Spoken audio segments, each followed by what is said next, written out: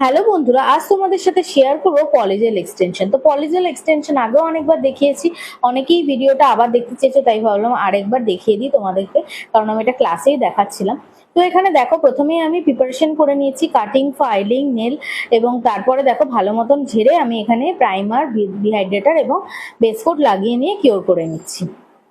তারপরে নেলটা চুজ করে নেওয়ার পর কোন সাইজ লাগবে সেটার মধ্যে আমি এখানে প্রথমে একটু গ্লিটার দিয়ে নিচ্ছি, কারণ আমি এখানে একটু ভেবেছিলাম ডিজাইন করব সেই জন্য।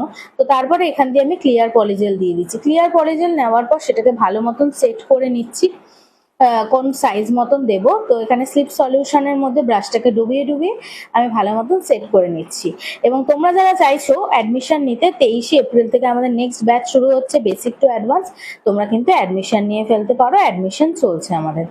তো দেখো এখানে ভালো মতন সেট করে আমি কিন্তু 1 মিনিট কিওর করে নিচ্ছি, এবং তারপরে মোল্ডের মতন একদম সুন্দর করে টুইস্ট করলেই কিন্তু একদম উঠে যাচ্ছে শেপ দিয়ে।